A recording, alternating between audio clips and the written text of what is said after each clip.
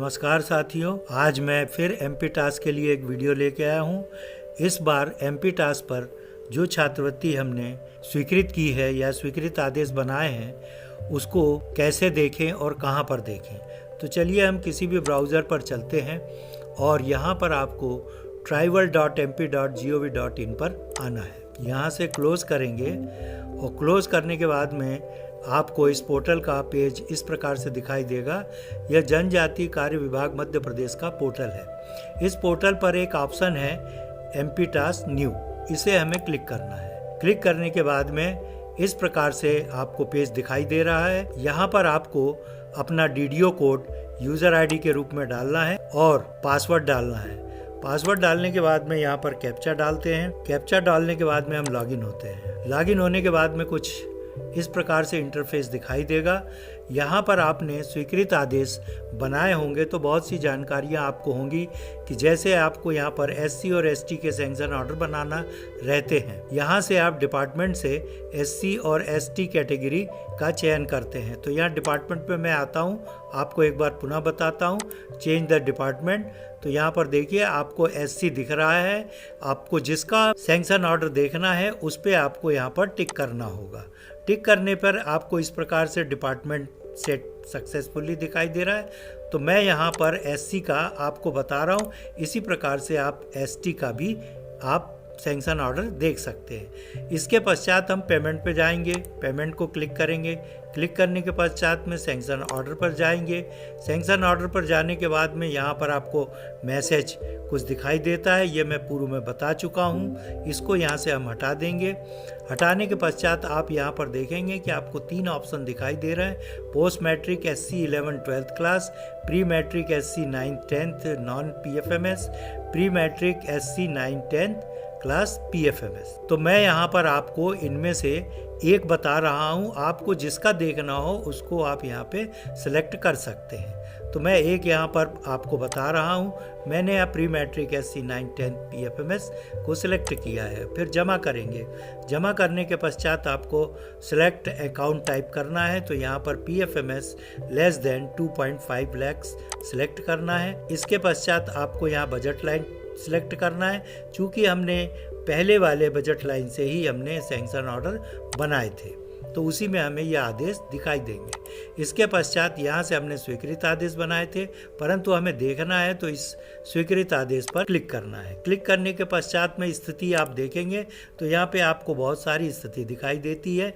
SO generated means sanction order generated, SO cancelled मतलब sanction order जो cancel हुए वो भी आप यहाँ से देख सकते हैं। PO payment order generated, payment order processed, partially payment process and failure, जो ऑर्डर फेल हो जाते हैं वो सारी स्थिति आप यहाँ से चेक कर सकते हैं। तो मैं चलिए यहाँ पर सैंक्शन ऑर्डर जनरेटेड हमें देखना है तो हम यहाँ पर पहले वाले को क्लिक करेंगे। इसके बाद में हमें शैक्षणिक सत्र भी यहाँ पर सिलेक्ट करना है और फिर खोजे पे जाना है। खोजे पे जाने के बाद में आप देखेंगे कि यहाँ पर 14 सैंक्शन ऑर्डर आपको दिखाई देंगे जो कि आपने पूर्व में स्वीकृत किए हैं। तो यहाँ पर आप देखिए, यहाँ पर सैंक्शन ऑर्डर में कुल स्वीकृतियाँ कितने हैं, कितने बच्चों का है। सबसे पहले सैंक्शन ऑर्डर नंबर है, फिर इसकी सैंक्शन की डेट एंड टाइम है, सैंक्शन अमाउंट है और सैंक्शन ऑर्डर का स्टेटस है, ये जनरेटेड है। आपको लगता है यहाँ पर आप 2 काम कर सकते हैं। आपको देखना है तो आप देख सकते हैं। आपको यदि पेमेंट ऑर्डर कुछ गलत है, लगता है कि बन गया है, तो यहाँ से आप स्वीकृति आदेश रद्द भी कर सकते हैं। तो यहाँ चलिए मैं आपको यहाँ पर सबसे बड़ा वाला यहाँ पर आपको सैंक्शन ऑर्डर दिखाता हूँ जिसमें 8 बच्चे हैं। यहाँ पर हम 10वें नंबर का ऑर्डर देखना चाहते हैं। तो ये जो सैंक्शन ऑर्डर दिख रहे हैं यहाँ पर आप जब कर्सर लाएंगे तो यहाँ पे कर्सर चेंज हो जाता है। तो यहाँ से आप देख सकते हैं। तो इसके ऊपर हम क्लिक करेंगे। क्लिक करने के बाद में आप देखेंगे कि साइड में यहाँ पर आपका सैंक्शन ऑर्डर दिखाई दे रहा है। सैंक्शन ऑर्डर जो है किस डेट का बना है, किस टाइम का बना है, ये सब दिख रहा है। यहाँ पर सैंक्शन ऑर्डर किसने बनाया है वो भी यहाँ पर दिख रहा है, और कॉपी किस किस को भेजना है वो भी यहाँ पर आपको दिखाई दे रहा है। इसको स्क्रॉल करके जैसे ही हम नीचे आएंगे तो यहाँ पर आपको अनुसूचित जाति यानी SC का यहाँ पर सैंक्शन ऑर्डर जनरेट किया हुआ आपको दिखाई दे रहा है। यहाँ पर जनरेट ऑर्डर में आप देखेंगे कि यहाँ पर उसका एप्लीकेशन नंबर है, अप्रूव डेट है, इसके बाद एकेडमिक ईयर है, नेम ऑफ बेनिफिशरी है, और इसके बाद एकेडमिक फ़ीस, एकेडमिक अलाउंस वगैरह जो less than 2.5 lakh, state share है 40%, उसका ऑर्डर ये जनरेट हुआ है। पेमेंट मोड है आधार, इसके बाद में अमाउंट है, फिर इसके बाद में रिकवरी अमाउंट भी है यहाँ पर जो कि निल है, और सैंक्शन अमाउंट जो है 1400 रुपये दिख रहा है। ये केवल 40% है। 60% सेंट्रल गवर्नमेंट का जब आप सैंक्शन ऑर्डर बनाएंगे तो उसके सैंक्शन ऑर्डर में आपको 60% शेष आपको छात्रवृत्ति दिखाई देगी।